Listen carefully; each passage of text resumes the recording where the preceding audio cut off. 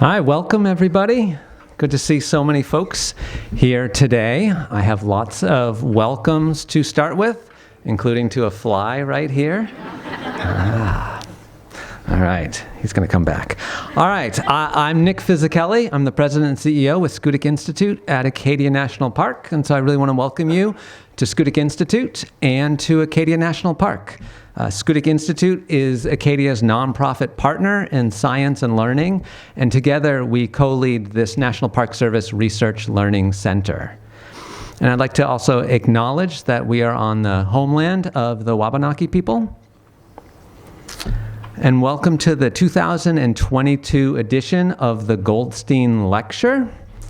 You may be wondering, Goldstein, which Goldstein are we talking about here? And today we are talking about Alan Goldstein, who is a really amazing person. He is a very successful businessman, a wonderful philanthropist. He's an avid sailor, and he's a really, really dedicated conservation advocate. And so this lecture event is named in honor of Alan, who is a current board member at Schoodic Institute, and in fact has been on the board since 2005, and so has played a really lead role in the creation of our organization. And Alan is with us here today in the front row.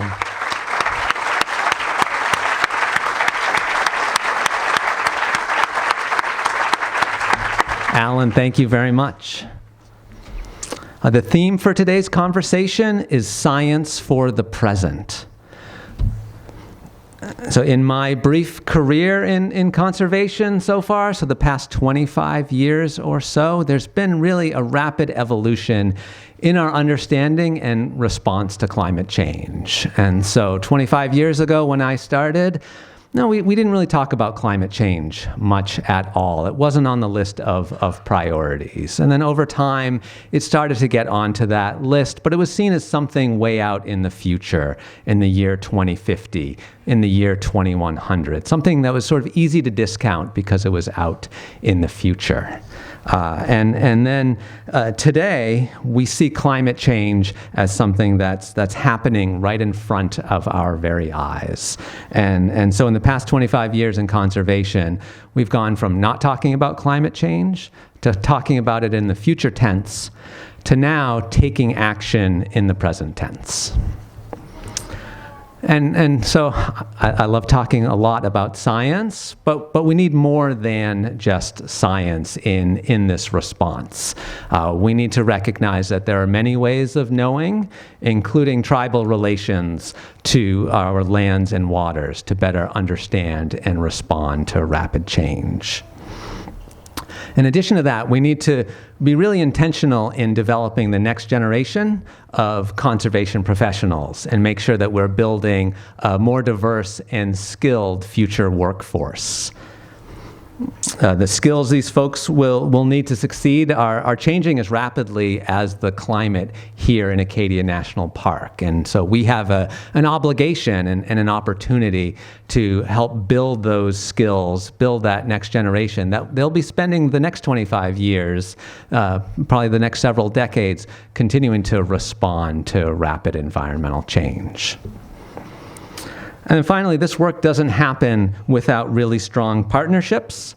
And all of you here today, either in person and also we have folks on Zoom as well, are really important contributors to this partnership and to this work. And so thank you all for being part of the partnership. Thank you all for being out here today.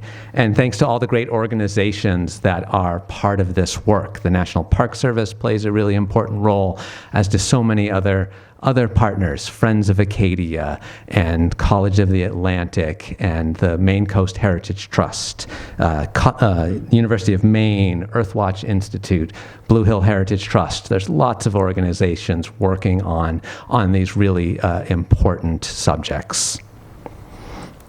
And so thank you all for being part of this. So that's a little background into science for the present and the theme for today. Of course, we have a very special guest for this conversation, the National Park Service Director. But before we get to that, I do want to just give you the agenda for today's event. So next, I'm going to introduce the Parks Superintendent, Kevin Schneider, and then we will hear from the Director of the National Park Service, and that will be followed by a conversation moderated by Andy Revkin, who's an environmental journalist and a director with the Earth Institute at Columbia University. He was one of our panelists in last year's Goldstein lecture event. And then Andy and the director will be joined on stage with three early career conservation professionals. So this next generation that are building their skills and responding to rapid change. And then at the end, there'll be opportunity for questions from the audience, both the in-person audience as well as the Zoom audience. So think about some questions that come up for you during the conversation. All right, so with that, I'm pleased to introduce a champion for science, a champion for science communication, and a champion for partnerships to foster a better future for parks people and the planet. Please join me in welcoming Acadia National Park Superintendent Kevin Schneider.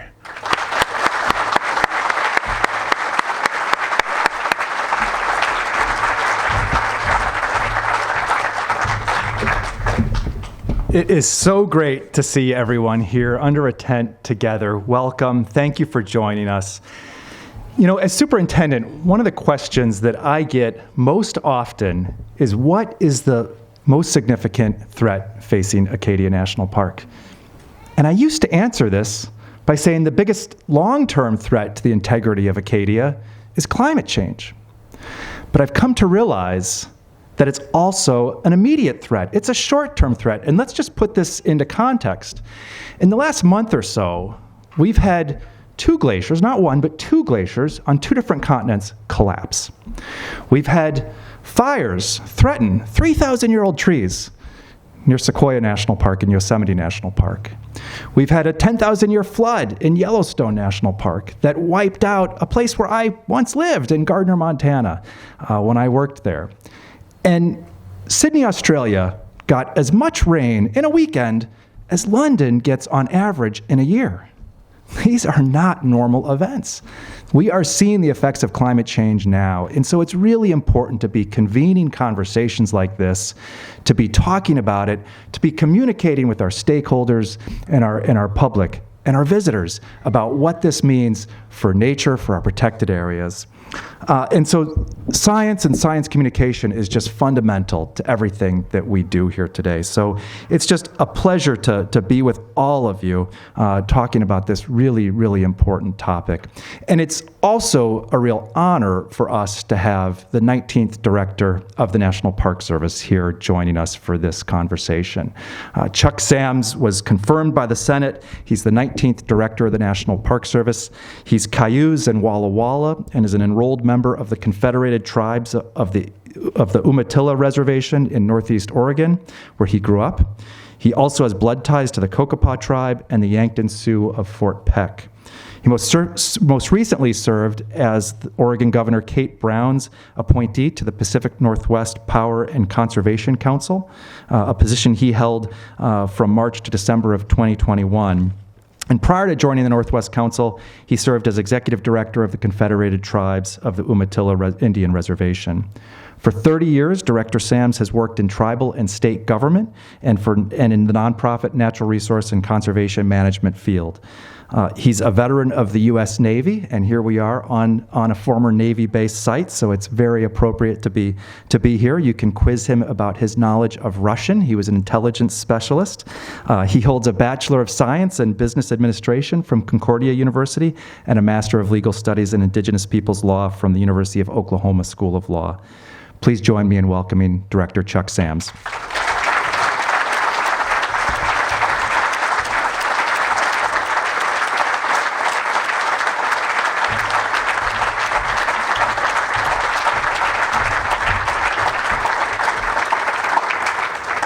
Hello, Inanaimuma. In Ashawanasha Shashkalashkoit Ewe Kanashnak Nuisluma, Di Chamna Nikyawepum. Good afternoon, my friends and relatives.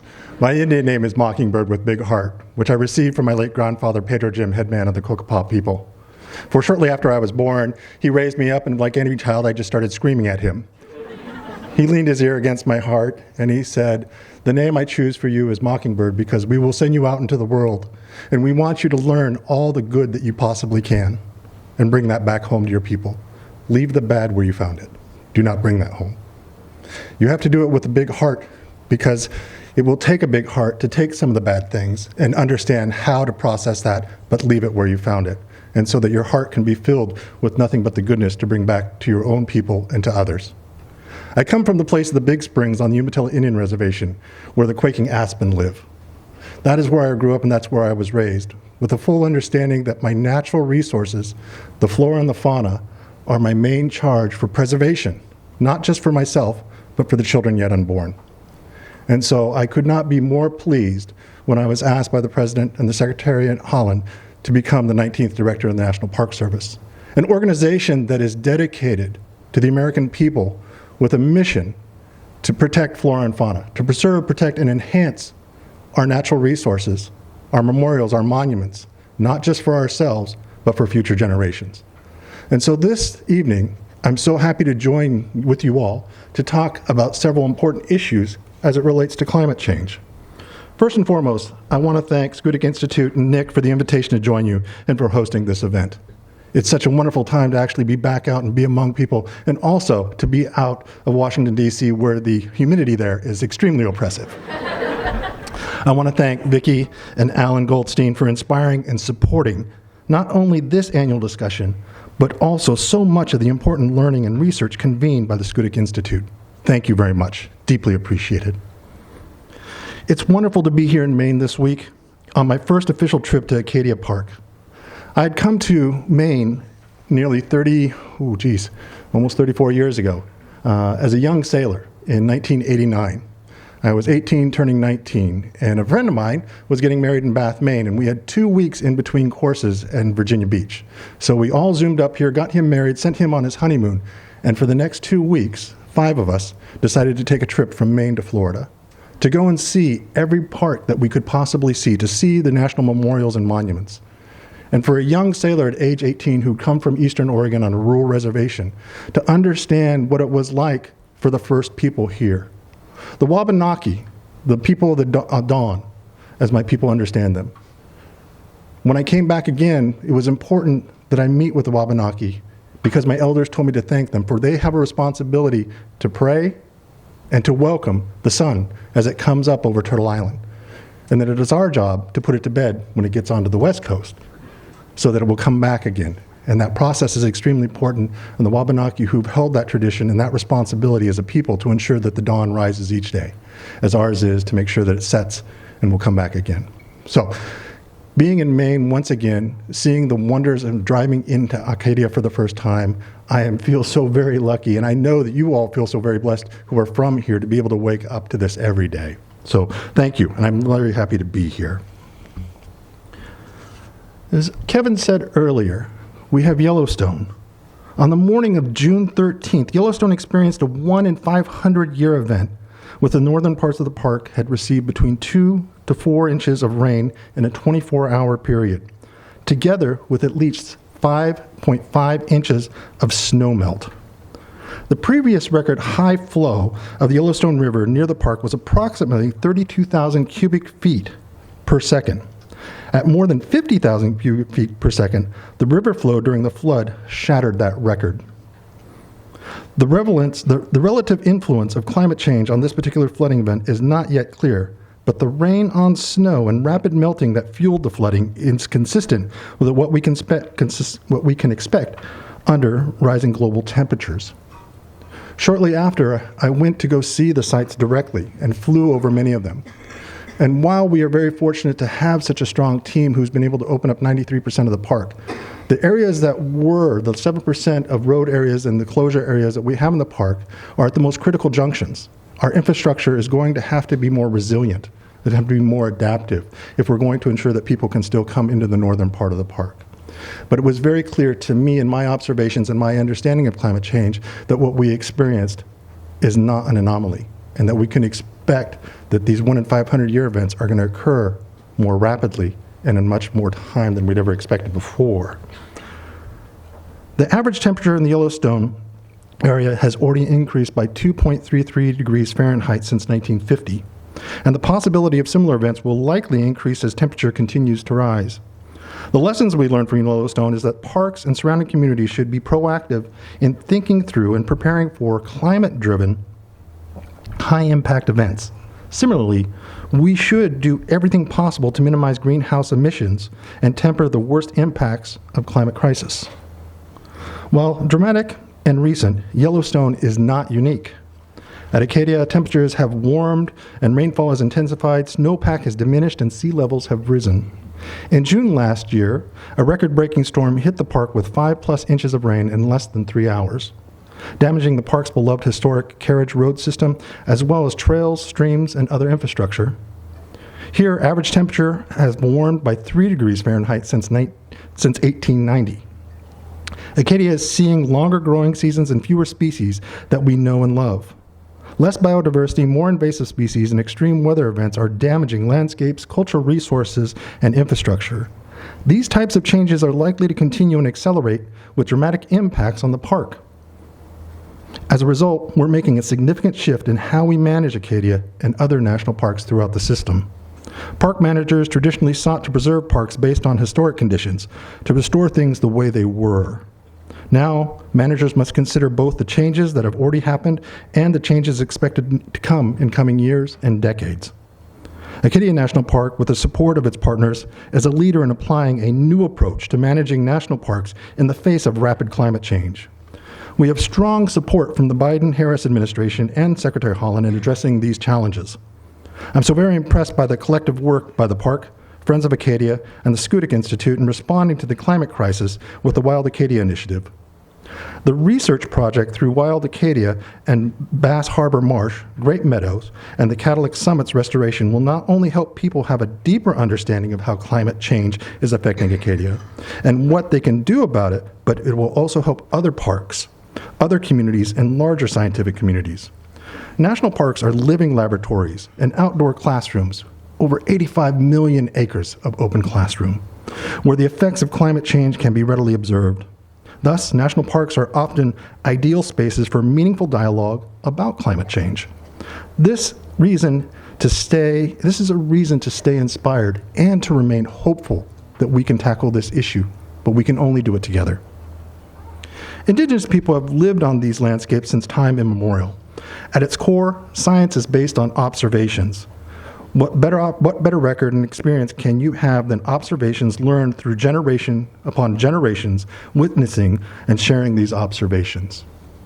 By example, I come from the Pacific Northwest on what we know as the Nichiwana, the Big River, which is now called the Columbia. 90 years ago, when the first dams really started to come into the Columbia River Basin, my grandfather was a child. He's since passed. But he started noticing because his father and his relatives started noticing microclimate change on the Columbia River. Because of the damming and holding the water in place, water started to stay over, more heavy rains started to occur on the river. The winds had started to shift. What we knew as Chinook winds that came from the east that would dry the salmon on our salmon racks were shifting, thus taking away one of our food sources. So this is something that we have seen happen in the last 90 years. So imagine for the people who have lived here for at least 10,000 years, what they can share and talk about in their own observations that have been passed down from generation to generation. The Biden-Harris administration is committed to strengthening our government-to-government relationships with tribes, and Secretary Holland has made it clear that traditional ecological knowledge should be incorporated into our conversations and our strategies. NPS is working to pair traditional ecological knowledge with Western science. This is happening right here at Acadia through our work with the Wabanaki people on the sweetgrass harvesting. The National Park Service is also working to identify the most at-risk and vulnerable resources across the country and develop strategies to adapt management approaches in collaboration with tribes and traditionally associated communities. Some examples include research in Yosemite National Park has demonstrated a steady decline of the number of black oaks, a traditionally important food staple for indigenous people throughout California. The park is now working with the Miwok, Paiute, and the Trikshani tribal members to restore tribal stewardship traditions, including cultural burnings, to help preserve black oaks in the face of possible stressors, including climate change. Glacier National Park is working with the Salish and Kootenai citizens and elders to identify possible strategies for addressing climate change impacts to their cultural heritage, locations within the boundaries of the park. Discussions largely center on archaeological sites and how the park and tribal nations can collaborate on decisions about adaptation planning. The National Park Service hosts a bi-monthly tribal engagement and climate change community of practice call focused on information exchange to enhance tribal engagement in addressing resource management issues associated with climate change. The climate crisis presents challenges for both protected areas and the communities who depend upon them.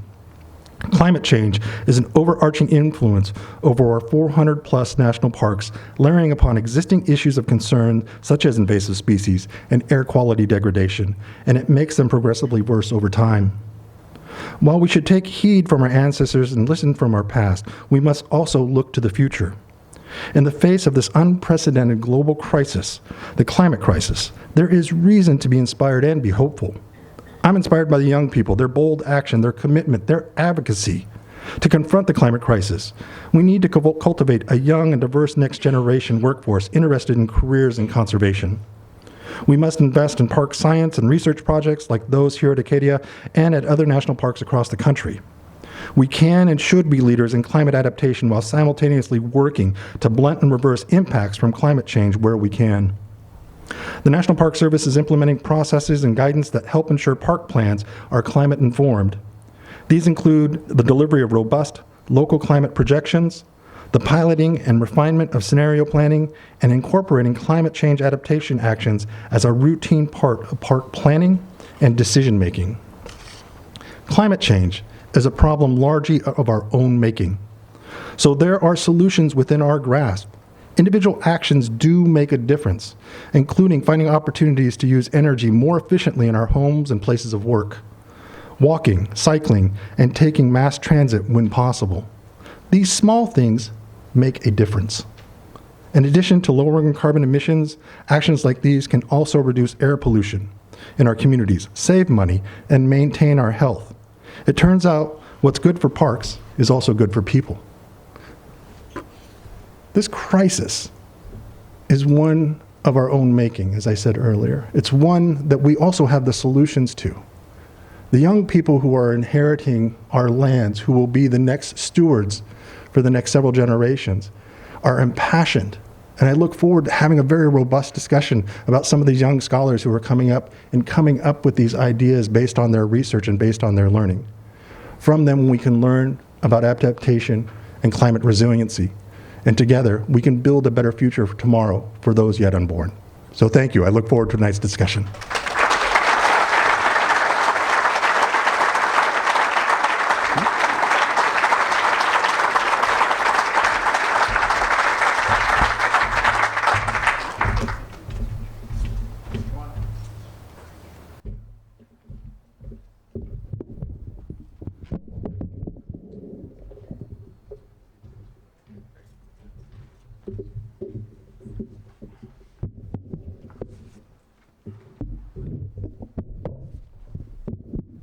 Sorry about any bumping, and there we go. That was just a wonderful beginning to a conversation we'll have that's going to cross generations, geographies, disciplines, and lead to some actionable paths going forward. Science for the present, there's a lot in that phrase. I'm a science writer. I started in the early 80s when science writing, journalism was a one-way street. I went out in the world, like when I went down to the national park in the Everglades to talk to the biologists there about the pythons that were invading the Everglades, 2004. And so I ask questions, I take notes, take some pictures. I was at the New York Times at that time, and magazines before then, and write the story, it gets published, and then that's it. There might be 2 or 3 reader, letters, back when letters came into a newsroom. And now, of course, there's a flood of additional commentaries, not all of which is productive. But for the most part, it was a one-way street. And I think, you go to a park historically, there are signs and there was stuff to look at, but it was really sort of a one-dimensional presentation of nature and our relationship. The old sequoias had those beautiful demonstrations of history, but it feels like for science to be useful now to society in a time of great flux, a lot more needs to be, a lot more what we think of as communication needs to be multidimensional. A lot of this.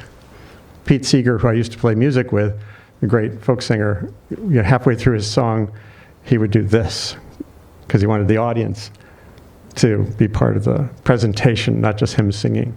And that's hard. It's a skill. Young scientists that I write about now, I'm at Columbia University. I work with young scientists on communication. And all the pressures on scientists are to publish, to get into the literature, to work your way up the journals, and to get a position that takes you on a track toward tenure, having a secure position. Increasingly, I see young scientists facing climate change, facing invasive species, facing urgent societal vulnerability to fire and flood and heat. All the things I've been writing about so long are torn between wanting to advance their careers and to be useful. There's a scientist at Columbia named Adam Sobel who published a commentary in one of the big journals recently saying he's switching to usable science from he used to study hurricanes, the dynamics of hurricanes and climate and the changing climate. And now he's much more focused on the adaptation question. How do we foster the capacity of coastal communities and inland communities for flooding to handle that incoming storm? This goes way back. And so a lot of what you were just saying relates also to scientists listening attentively and respectfully to other forms of knowledge. You mentioned Yellowstone. Yosemite had the Washburn fire recently, and I've been writing for a very long time about wildfire, and these scientists had determined through very careful studies of tree rings that the last 100 years is basically we've been suppressing so much fire in that Mariposa region that without introducing it again, that those trees will all be at terrible risk. And the knowledge of the norm of burning as a norm, as a way of life, came from indigenous tenders of those same landscapes. So finding this way for scientists to, and the rest of us, to intersect with the bodies of knowledge that are not hard data is another way forward. We're going to start here with a little bit. I'm going to ask you one question and then bring this wonderful panel of the next generation of leaders in various capacities into the conversation too. And I'm not going to ask you about Vladimir Putin, even though when I learned what you did before you got into conservation, I was like, oh man, I bet he's got some ideas about how we're going to get out of this Ukraine thing. But we won't go there. So, but I would want to ask you, there's this concept, we were just talking about this earlier, the National Park Service and others are focusing on, like, how do you deal with change? And there's, I think Nick, I didn't know this until like 20 minutes ago, but Nick was involved with this concept called RAD. This is sort of resist, adapt, and direct, as opposed to the old way of dealing with the pythons in the Everglades was, well, what do we do when we have a species that comes in? How do you can't extirpate them, though they're going to be there. So this, how big a deal do you feel this? It's more like one of the martial arts than sort of the old, defend the borders approach to parks and the like, which I've written about everywhere in the world. What's a vision for you of how to take that plasticity forward? What is you're not going to defend a park from every endangered species. You're not going to change you're not going to stop climate change. So how does that drive you? It should be. So for me, Yeah. first and foremost is our parks. What most people really have, in my opinion, have failed to understand is that the people who have lived here for at least 10,000 years, while they were not agriculturalists, some were, the majority of tribes, almost all tribes, were horticulturalists. They actually manage these landscapes on a very large scale. By example, when the first folks came into the Yellowstone Valley, they'd seen the Crow and the Cheyenne who were practicing burning in meadows. And they thought that what they saw in the journals is that they were trying to herd buffalo and elk to a killing station. They didn't understand what they were doing was burning down those meadows in order for new and fresh native plants to come back up to support the ecosystem of those buffalo, of the elk, and of the deer. And so a lot of the practices that the non-Indians have seen over the years have been misconstrued about what it was to be a horticulturalist on the land. And so when we look at our parks, especially the 63 larger parks, it's understanding that we are horticulturalists. We have a responsibility to ensure that that diversity stays in place. And while we may not be able to combat every invasive species, we must do our best to ensure that the population of the diverse species we do have are maintained and brought back as best way we can do that. And the only way we can do that is by understanding science not in the specific, but in the general. Our system of education has always been about going from the general to the specific. I went to grade school, I went to middle school, I went to high school, still general, got my bachelor's degree, which is general, got a master's, a little more specific, and I threaten my wife every once in a while that I'll get a doctorate. But that is going to the pinnacle because that's the Western ideal of education. And I'm not saying there's anything wrong with that, but sometimes when we get to that pinnacle, we forget how everything else interacts with the world around you. Because my Indian education, the education that I was brought up with by my late grandfather on my paternal side, Charles F. Sams Sr., was when he gave me a rock. And he told me, and I will ask you questions when I was about 5. I'm going to ask you questions from time to time about this rock, and you need to tell me things about it. And he would ask me, how did the rock get created? Why did the rock was in the river? Who do you think walked across the rock? What types of animals may have swam by the rock or crawled on the rock? It took me until I was in high school that I was realizing that took a very specific thing and was getting to the general, to understand my ecosystem, to understand how it functioned, and my responsibility for stewarding the flora and fauna. And so if we can marry the Western science with those more general ideas of how those very specific elements play into the general, we will have a much more holistic approach in how we're going to tackle climate change, in my opinion. That sounds great. And this takes us into the realm of that you all faced as you're building your careers, which is how do you build something that has that feeling into work? Job descriptions still right now are still pretty concrete, and they're kind of the opposite of what you were just talking about. And again, whether it's some Columbia physicist going into climate or the work you all do, it's challenging. So let's start in with just what I'd like to start by is asking you essentially, how did you become who you are so far? Meaning, what got you into the field you work in, and where do you want to take it next? We'll get to the next part, but how did you come to be here in this place so far? And what challenge keeps you up at night?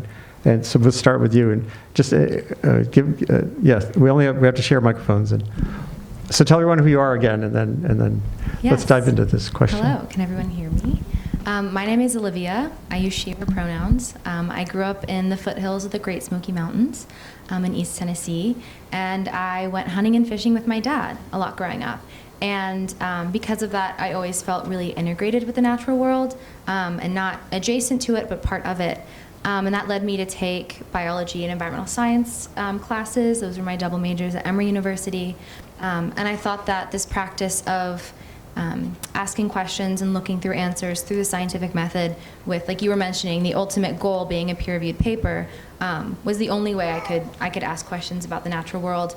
And then I took a journalism class my junior year, and that really changed everything. I realized that there were so many more ways that I could seek knowledge, and different forms of knowledge, different ways of knowing that was accessible to me through my writing. So that leads me here. I am the Early Career Fellow in Science Communication here at Schoodic Institute. I've been in Maine for about 7 weeks, so I'm very new to the intertidal, but I'm loving it. And what keeps me up at night? Is that the second question? What really keeps me going? So Rachel Carson has this quote. She said, the more we can focus on the wonder and realities of the universe around us, the less taste we'll have for destruction, or something to that effect. And that's what I see as my mission as a communicator of the natural sciences specifically, is to bring the wonder and bring the amazing realities of the natural world here at Acadia specifically to the general public who might not be privileged to have access to come here. So I think that's my goal, is to share what I know and what I love.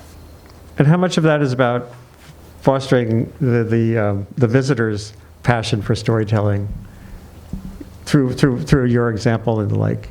Do you want them to share their stories as part of your communication goal? Yeah, so I'm interested in both written and audio journalism. I'm working on a podcast currently, and I'm telling stories of citizen scientists, a lot of whom are visitors to the park, a couple of whom I see in the crowd today. Hi, Anne. Hi, John. You'll hear them on the podcast. And in hearing their stories, I feel as though those of us who aren't able to take part in the science or aren't able to visit get their perspective as well. Because it doesn't really matter what my perspective is or what my voice is. It's about amplifying those who come to visit, to share that wonder, to share that little like kernel of discovery in the day-to-day.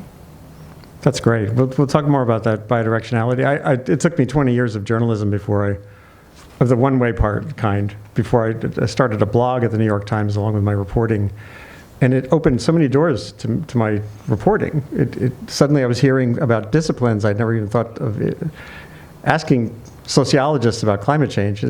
That was a huge change for me. The social sciences became unbelievably important and depressing to some extent, because they also reveal why we don't react to certain things. But if I hadn't been blogging, if I hadn't been in this conversation with readers, I think I would have still been stuck in that old model. So let's go to the world of an ecology technician here at the Schoodic Institute. Elizabeth Hallis, how did you get here, and what drove that path so far? Thanks. Hi, everyone. I am Liz Hallis. I am one of the ecology field technicians at Schoodic Institute. This is my second summer in Maine. I was a college intern last year, and now I am here again as a technician, but I originally am from the Southeast, similar to Livy. I am not from Tennessee, but North Carolina and South Carolina. So I grew up about an hour from Congaree National Park, and that, I would say, was really the place where I found my connection to the outdoors. I participated in a junior ranger camp somewhere along the way, and also found myself pretty frequently in the creek about half a mile from my house looking for crawdads and all of those other fun little creatures that like to live there. So I've always found myself interested and drawn to the natural world, and when I decided to go to college, I was kind of unsure, ended up majoring in geography and eventually environmental studies. And I think that a lot of times ecology researchers have a strong biology background, but I found my connection to that work through geography. And I think that understanding space is incredibly important for this type of work. And I decided to come back to Acadia because this is such a special place, not just for me, but for pretty much everyone who I've talked to who's visited Acadia. People know that it's a special place, and being an ecology technician allows me to dig into the science that's going on in the park, but also connect to people and hopefully foster connections for people to different projects that are going on in the park, helping them understand what changes are happening here, and also foster an interest in the ecology of Acadia. Because for me, understanding, once I got that bite of information and learning about the environment, I only wanted to know more. And so my hope with my work is that I can connect people to these places and get them to ask questions that they're interested in knowing. Because for me, I like to explore my own curiosity, and I think that if I can foster that for others, then that means that I've done a good job. That's great. And I guess hashtag parks matter. Agreed. If you hadn't been digging around in a park, you might have been on a different trajectory entirely. So speaking of geography, in a different direction, Holton, Maine, right? Which Yes. I just moved to Maine. My wife and I, so we're full-time up here. But only here, so far only here. I haven't been north yet, so it's a whole other ecosystem, social system. Isaac St. John, so tell us a little bit about your path. I'm Isaac St. John. I'm the Tribal Historic Preservation Officer for the Holton Band of Maliseet Indians and also a member of the Holton Band of Maliseet Indians. What got me to that position was a lot of general experience to bring it all together. In college, I was big on history, big on archaeology, and growing up, I didn't really know too much about the history of our tribe. From our perspective, I only learned about it from the Western perspective of explorers and colonists and stuff like that. And so that sort of instilled into me the drive to not have future students learn that through the same ways that I did, learn it from people from the community in their own words, with their own understanding of the environment that they grew up in. And so throughout, I picked up skills here and there that would make that job a little bit easier. Geology, ecology, stuff like that, to take on this position of sort of a umbrella term for a lot of different things when it comes to tribal historic preservation officers. They're the culture holders, they're people that go out and tell stories, know how to do the science aspect of it, but then also know how to do with the bureaucracy of, government, and not only the tribal government, but the federal government. And that sort of fell into my lap as I was doing various other jobs. I originally wanted to be a chemist and then a biochemist, and then settled upon archaeology, and then found out a little bit more of the person that was teaching me archaeology and sort of their take on main archaeology, and that again fed into my want to try and correct the narrative of Western views upon our ancestors versus us talking about our ancestors. And so that's what got me into the position I am today. Well, we're going to have some adventures in a few minutes, because you're each going to be asking each other questions. The young folks here have some questions for you, Director Sams. And if you have a question for them, you have the chance to do that too. One thing I wanted to ask Isaac, and particularly maybe you, Director Sams, is about going into a field like archaeology, which is so, I talked about journalism having norms and being dusty and broken and not dealing well with listening. Archaeology in the sciences was all about taking stuff, assessing it from a Western perspective, putting it on a shelf in a museum. In the early 90s, I spent time in British Columbia with some elders from the Haisla community band there, and I took a 90-year-old member of that tribe to the University of British Columbia Museum, and he was wheeling him through in a wheelchair, and he was saying, "Oh, my uncle made that." And so those two different worlds, the clashing concept of ownership and everything must be huge.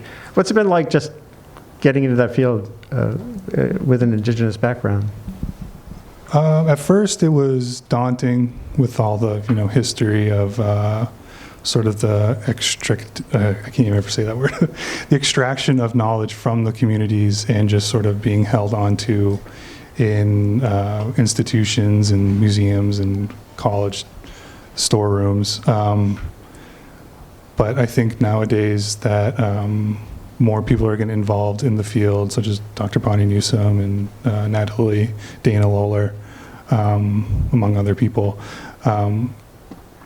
The stigma within the communities themselves of sort of being hesitant towards archaeologists is still there within the older generations, but the newer generations are seeing that it's not entirely a bad thing to do this sort of work if you're able to be a major part of it rather than being just a subject to be studied. And so that was sort of the drive of also being part of this, is having some sort of agency in being how we present our ancestors and ancestral objects to the community and to the greater population. So it was daunting at first, but it sort of became less daunting as more people wanted to listen. So I'm sure there are challenges ahead too. How does that feel for you, Director Sams, just in terms of as you grew up and so even in the intelligence community? I don't know. for archaeology and anthropology, my tribe 27 years ago decided to build our own cultural institute called Temustelik. Temustelik in the Walla Walla language, literally, well, it's always been interpreted to mean interpreter, but the actual real word means to turn around, which means is to do a full circle. So to interpret what you see, to actually see if you can fully understand it in every way possible. And when we built our cultural institute to want to tell our story, it tells since time immemorial. So if you ever go to our institute on the Umatilla Indian Reservation, it's a big round circle, and only contact with the non-Indians is a very short portion of how we tell our story. But in that portion of the story, you will see things like china plates, brass buttons. And what we do is, what did we learn from these things that were brought into our culture? How did that change who we were? How did that make our culture better? So when we look at archaeology or anthropology, we want to know and understand how that's going to, how did that improve our lives? What were the good things that we were able to take from that? And not just set them on the shelf, but actually be able to interpret them so that we can tell this generation and several generations down, these are the things that helped us become who we are. And I think when I look at archaeology, rather than things just sitting on a shelf, we do need to pull those off so that they're interpreted better. What is the full circle of what we can learn from these things? And as it relates to what we're today, is that same thing in being able to take traditional ecological knowledge with that full circle. What can we learn from what we've observed over the last several thousand years? That's great. And we're going to circle this back to the park before we end, and also there'll be time for questions from the audience, so keep that in mind. But now it's your turn to talk to each other.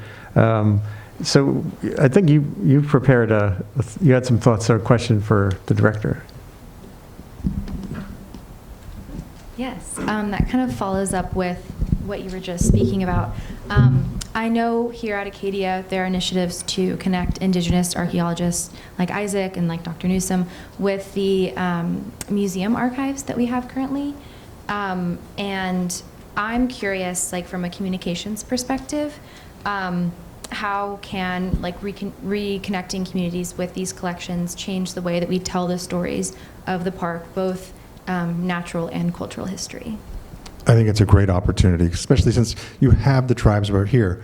What we've done for so long in the greater society is we've placed our own interpretation on many objects. And what amazes me, and this it still does, is people won't ask the people who have been living there for 10,000 years. I've seen that in my own community. And so we have a chance to bring these things back to light and to have a much more fuller conversation, because we shouldn't be scared about with that discussion, and we shouldn't be embarrassed if we misinterpreted something, because that's just a learning experience. Again, it's leaving the bad where you found it and taking the good back into your heart. And so I think that what's going to happen here at Acadia is an opportunity for that, to talk to the tribes of Maine about these objects, and were they interpreted correctly or were they misinterpreted? But it's an opportunity to share and learn and grow as part of the human race. That's great. And how about you? So I have a little bit of a different question, largely with Acadia as a park. I obviously work in Acadia, so that's where my experience lies. But for instance, last week we were working on vegetation restoration on Cadillac Mountain, looking at those fragile ecosystems and seeing how the plants are recovering with different treatments in areas that they're protected from foot traffic. And it connects, I think, to sort of the larger question of how the park system will balance the cultural and experience people that the parks can provide with challenges like climate change. So how do you see the role of parks with protecting these fragile ecosystems and allowing them to develop these resilience, but also allowing people to connect and discover these places for themselves? That's a great question. I think what we have to do is, we've been so good. I think parks have done such a good job of doing preservation, protection, and enhancement.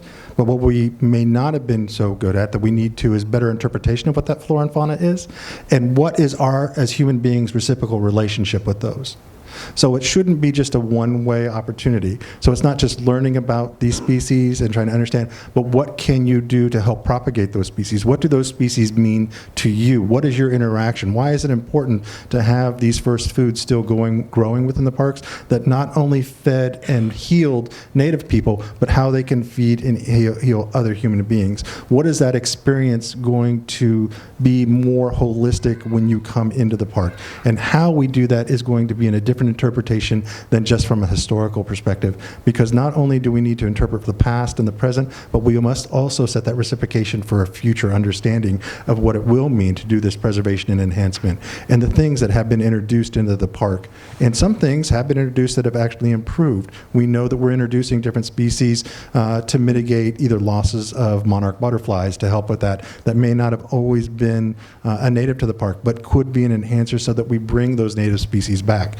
But that has to be explained, of what that reciprocal relationship is, so that humans understand what their connection is, that they are not separate from nature, but they are part of nature. Yeah, I guess that trajectory going forward for a park is implicitly a dynamic and endlessly learning experience. There's no, one of the old forms of scientific knowledge, I think, that has to go away is the idea of facts. Meaning now we know X because there's this directionality. Maybe that's the, in that RAD, resist, adapt, and direct. Direct implies not control. It sounds like you're talking about fostering a new sense of what the park is, or a new sense of what America is, essentially. And who we are, yes. And it just because we're always adapting. We're always a growing culture. Right. Native cultures have always been growing and adapting. America is always growing and adapting. I think that's, personally, I think that's what makes us strong as a union. That's what makes us strong as a democratic republic, is because we can learn and grow from that shared knowledge, and from the diversity of the people that come into this nation and share their knowledge also with other people. The flora and fauna have stories to tell themselves that we've, just as you've said, gotten to the fact and that's just it. That story continues on, and there's more to learn from the flora and fauna. I'm trying to learn how to cook invasive green crabs, actually. There's way too many of them. So, Isaac, I don't know if you had a question that came to mind and then we can turn the tables and you can ask a question too if you want to. So with the inclusion of traditional ecological knowledge within the National Park Service, much of that knowledge is actual stories and,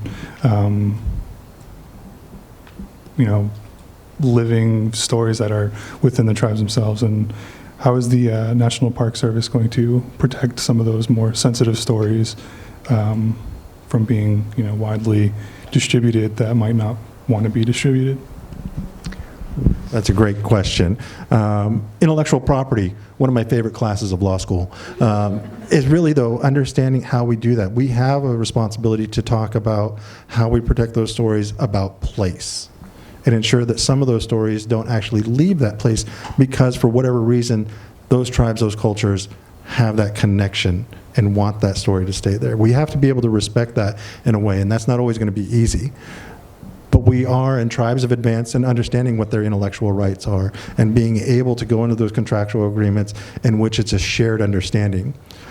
So from my tribal side of it, as I understand, any right that I didn't grant the United States was a reserved right. And tribes have reserved a lot more rights than many times that they know. So that gives them a new opportunity to be able how to make that reserved right be used, what it should be used for, what it can't be used for, and protecting that intellectual property. We're having that discussion within the National Park Service. We're having that discussion within the entire Department of Interior writ large, because it's a new understanding. We're very fortunate that the solicitor for the U.S. Department of Interior is Bob Anderson, who is a tribal member from Wisconsin, Minnesota area, and his understanding of federal, and he's one of the most eminent federal Indian law lawyers. He understands these concepts and talking with us and trying to figure that out so that when we partner with tribes, that they're able to ensure that some of their stories may not go beyond the park or may not go beyond the practitioners who are helping to place in resiliency or restoration or protection of the flora and fauna.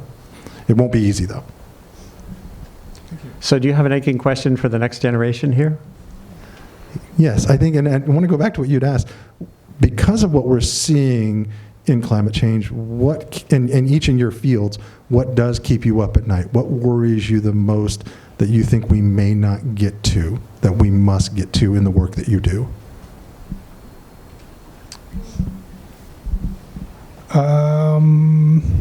I think there's many things, but most pressing, at least down here along the coast, is protection of the shell mounds, or middens as some people are known, and what the knowledge in those hold.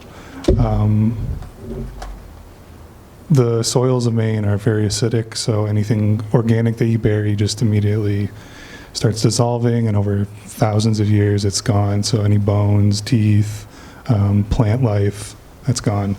But these mounds have even out the acidity of the soil and make it so that teeth that you wouldn't realize are there are there, bones, bone tools that would otherwise be lost without these shells being there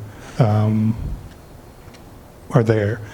And so with climate change, we're seeing a lot of more erosion, not just daily erosion, but storms hitting the shoreline and eroding all this valuable information of our ancestors into the ocean and essentially being lost. So that's one thing that really keeps me up at night, is just the loss of information of ancestral day-to-day lifestyles and whatnot.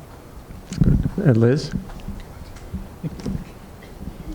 Yeah, it's hard to follow that, because that's an incredible point. I think one thing that I think about a lot is inclusion in this type of work, and with everyone will be impacted by global warming and climate change, and it's happening now, and the communities that are being impacted by that, making sure those people are being represented in our parks and in the field of environmental work, because those are the people who are interacting with it every day. So I think it's vital to make sure that those people's voices are heard and recognized, and if they're not currently included, that they're brought to opportunities like these where they can have meaningful work and experiences in our parks.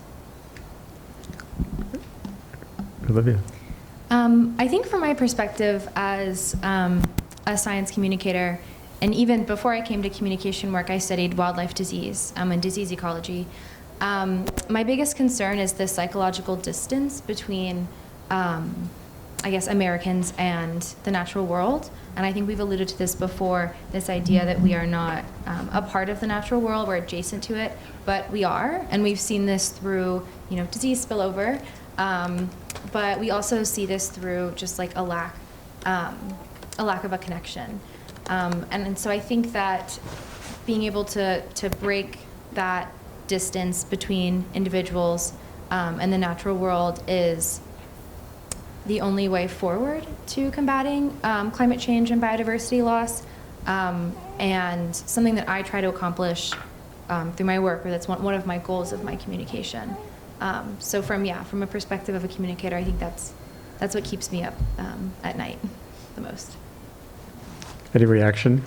No, yes. I think all of these are extremely, they also keep me up at night. They're the things that I think about of how we're protecting some of these lost treasures that tell us the story, who we are as human beings, not just from the tribes itself, but who we were as human beings and how we can learn from that information. But they are being eroded away because of climate change and other factors, including just industrialization. And we're trying to figure out to ensure that that is still being protected within the National Park Service and across federal lands as a whole. There's a delicate balance. And then I really appreciate communicating about diversity and how we get diverse voices and understanding of who we are. It amazes me because I feel so fortunate to grow up and out in the landscape and on the land, and understanding that in my own creation story, my eyes are from the eagle, my skin is from elk, my veins are from the plant people that carry the nutrients throughout my body. I know that's, for me, how I was created as a human person when I was stood up to be human. So there is no block between me and the natural world, and I don't understand and not fully understand. I still struggle with the idea that certain groups of humans do not believe they're part of the natural world, that they don't see that the diversity that we see every day around us is also the diversity of who we are as human beings, and we must embrace both things. So the other challenge that I also face that keeps me up is how do we ensure that every American, regardless of who you are, where you come from, sees a reflection of themselves in the park system. I think they can see that reflection of themselves just by the diversity of the flora and fauna that we have, that they can connect with. That's my hope when they come through that. Just briefly, that last interchange was reminding me of Edward O. Wilson, E.O. Wilson, who just passed away, age 92 or so. I interviewed him when he turned 90. And he had this he said something wonderful. This gets to the concept of, can we bring parkness to any block in America? Meaning the knowledge of the wonder that's there. And what he said quite often there in Harvard, these grad students would come to him and say, what should I do my PhD thesis on? He said, go outside there and pick up some dirt. There's your thesis. Because there's so much we don't know about the crack in the sidewalk. And So I went to a meeting years ago on wildness, as distinct from wilderness. And if we can find the wilderness, the wildness, the parkness, and bring that to wherever you are, then that's a success too, I think, going forward. I think it's a different interpretation. So what everybody else has called wild, I've always called home. As a matter of fact, I have yet to come across the native people, and maybe you have one in your language, but I've been very fortunate. Out of the 574 tribes, I've been on 250 reservations. And one of the questions I always ask in their reservation, in their language, what's the word for wild? And no one has one that I've come across yet. Now, they have a word for incongruent or crazy, if you will, but not for the word wild, because that has been our home for thousands of years. So why is it wild? There is a rhyme and reason in wilderness. There is a purpose of ecosystem function. We might not always know what it is. And as you said, because you pick up the hand of dirt, there's so much we don't know.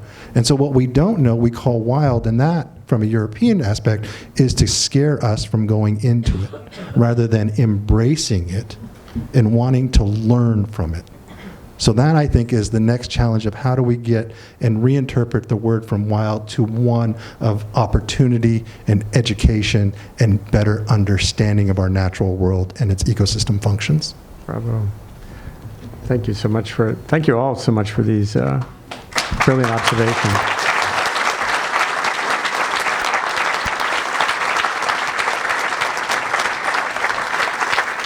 So it's time for some questions from the audience, and we have to, from what I understand, they have to borrow one of your mics. So, but we'll keep sharing the mics, and we'll get through it.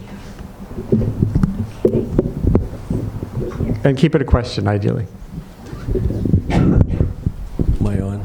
Yeah. So my question is, my understanding is the Gulf of Maine has changed 15 degrees in the last 20 years, more than any other place on the planet. And I take that, I don't know if that's true, but that's what I understand, what I had heard. So I take that along with the fact that we have this understanding of invasive species as being invaders.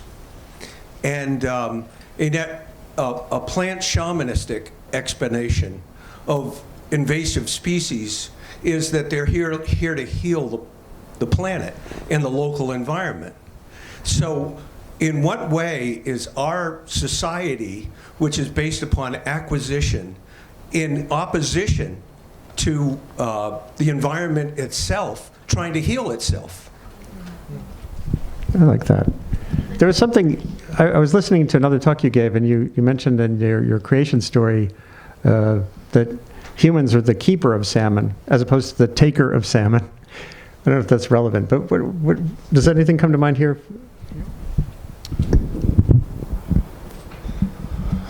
I mean, as the world sort of has been interconnected in just ways that we can't uninterconnect, we're going to see, species coming in that wouldn't normally be here, and thriving in places that they would normally, just be very basic species back where they came from.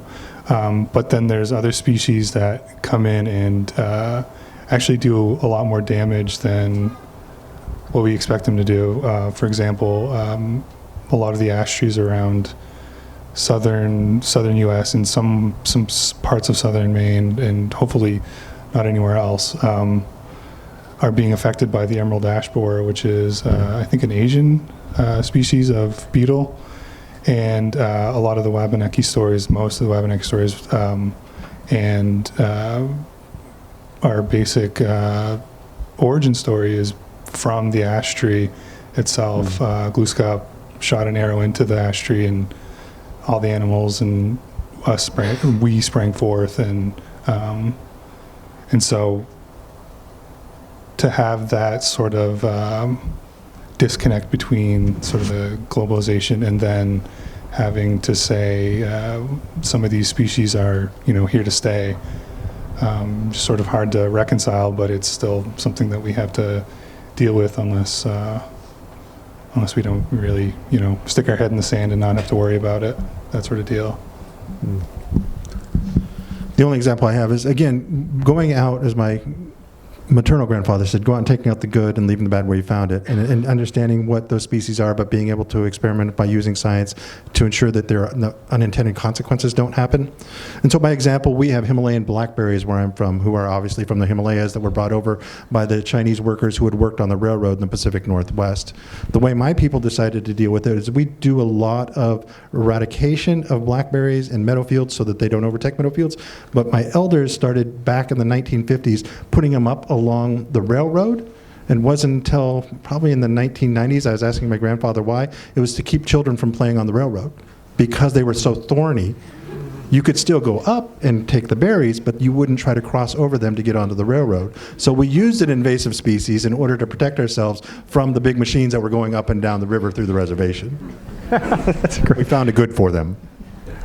Unless you have a quick comment, we can get to some more questions. There'll be plenty.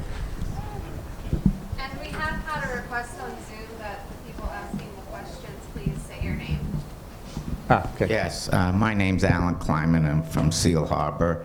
I've been spending 42 summers there and now became a resident. And what I would say from my observations in Acadia and other places is the parks are being overcrowded, and to the point where maybe human beings are the most dangerous invasive species in the park system. So I just ask you, how do you handle it? And I could tell you my experience in Acadia. It's cars come, they fill up the parking spots, then they park illegally because they're paying $500 a day to be here, and they don't care about a $50 parking ticket. One of the things that's worked well is the reservation system to get on top of Cadillac. Takes the spontaneity out, but it also removes gridlock. When we go to places like Yosemite, we wind up paying an outrageous amount of money to stay at night. So that's by rationing by price. So is there something that could be done to, like a reservation system where it's just so many people are allowed into a park per year And if they can't get into their favorite, they go down the list and pick the second, third, or fourth. So what's the long-term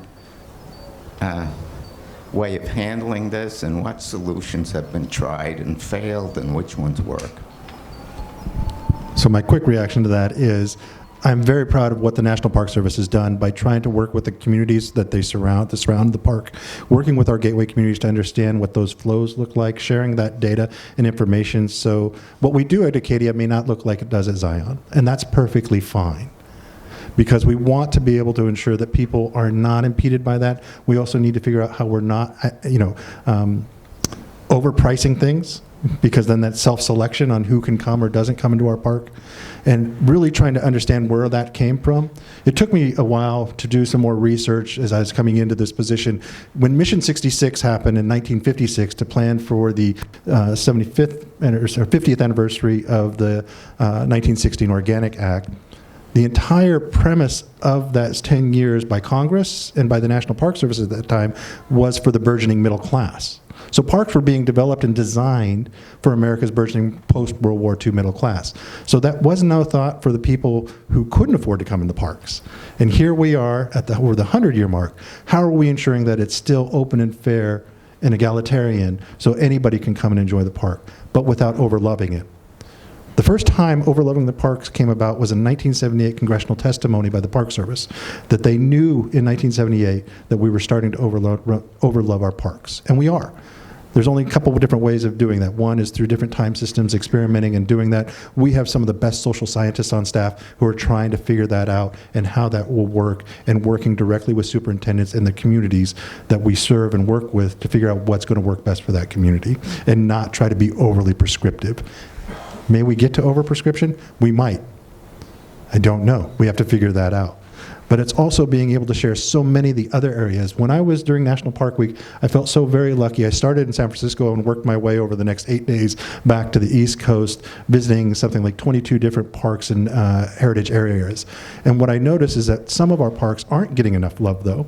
When I was in Ohio, being in the Ohio Valley, you can visit 4 different parks inside of 4 different days and have 4 very different experiences.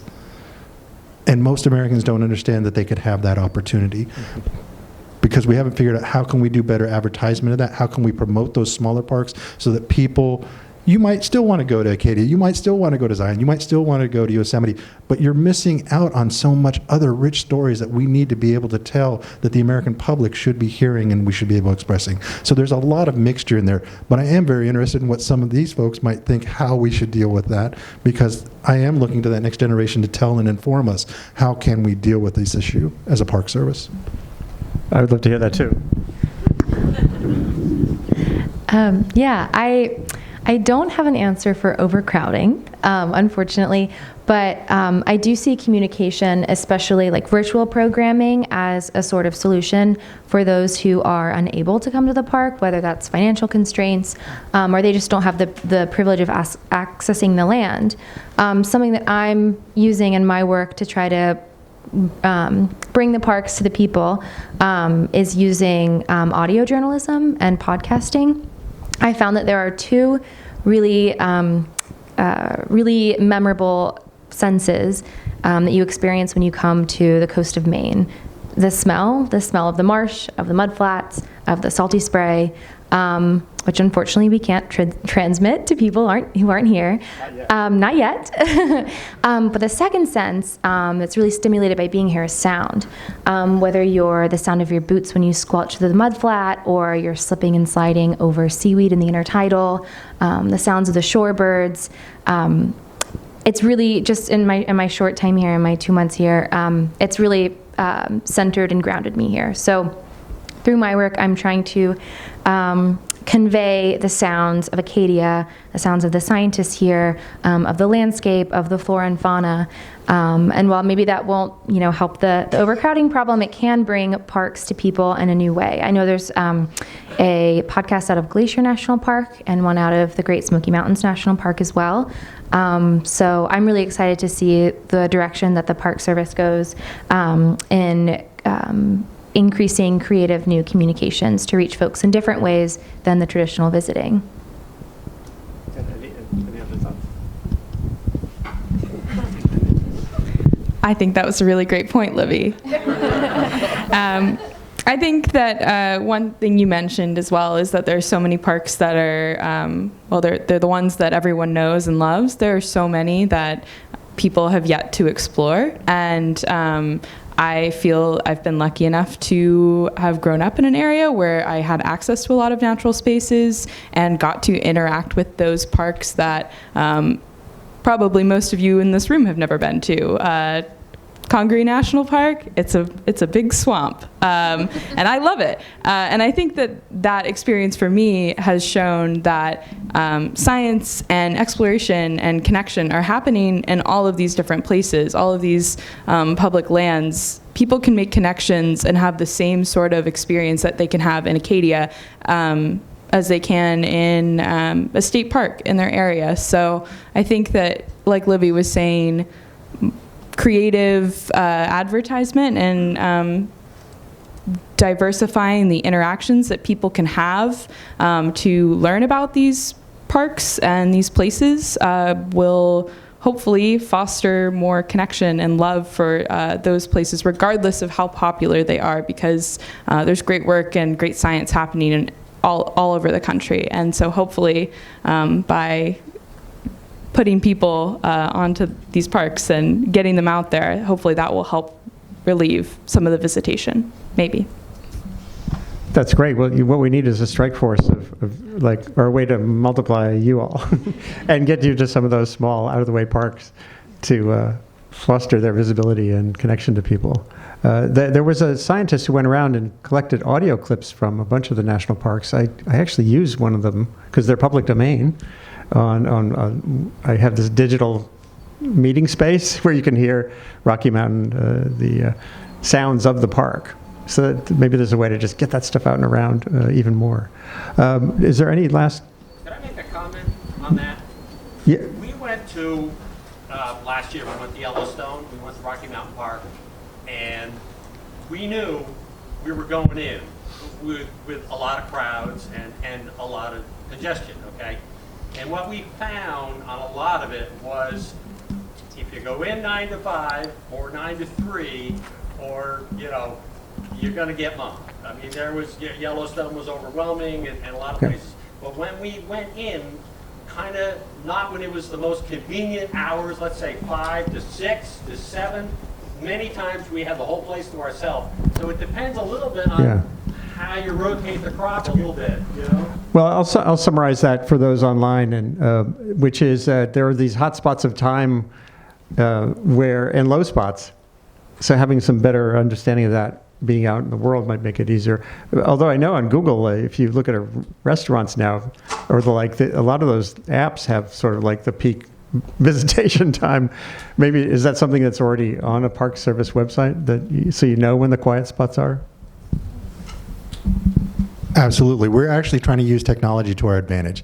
Also, an understanding that, when you're out during the hottest day of the sun, you're wondering why you don't see certain animals. It's the hottest day of the sun. They're also hiding. Right. So if you go earlier in the morning or later in the evening, you have a much better chance of spotting those things you actually came to see in the park. Moving wolves, moving bear, moving bison. And I really appreciate the communication and how we're doing that. Some of the most impressive work I've seen, by example, is down in Biscayne. We're actually doing 3D mapping and virtual reality tours of the underwater trails. So for those who, like my wife, who doesn't want to get recertified to dive, she's never going to do that with me, but we can do it virtually. And the way the staff are being able to use technology in a new and different way to bring able to use data on flow so that we understand traffic patterns better, and we can get that information out there through the app so people can have a different experience when they go during the not maybe traditional hours. And what you will see if you just change your behavior a little bit, and then you might get some of what you were expecting out of the park that you didn't realize you could get if you just went in a different time. That's wonderful. We're close to the end here. If there's maybe one more. We do have one. We want to get one in from our friends on Zoom. Oh, good, yes. It's a good one to close our conversation with. It's from our very own Hannah Weber. She is asking,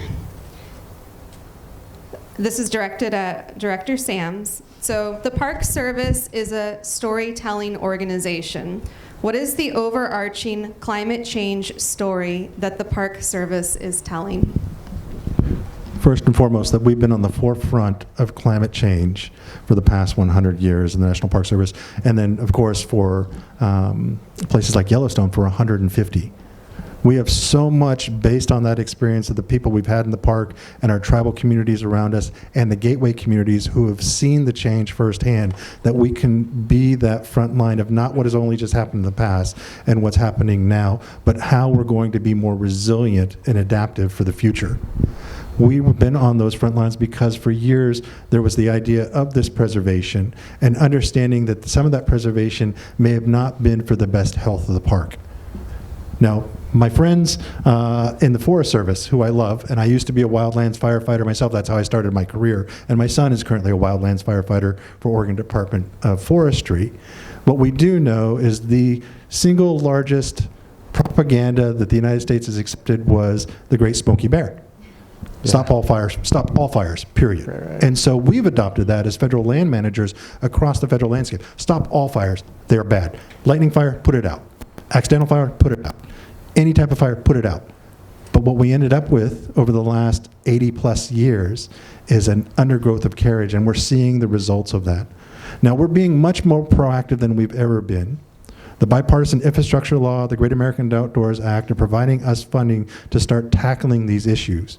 The Bipartisan Infrastructure Law has provided the Department of Interior $103 million, $22 million of which has come to the Park Service, for us to start doing much more aggressive fire management, not just during the season, but year-round.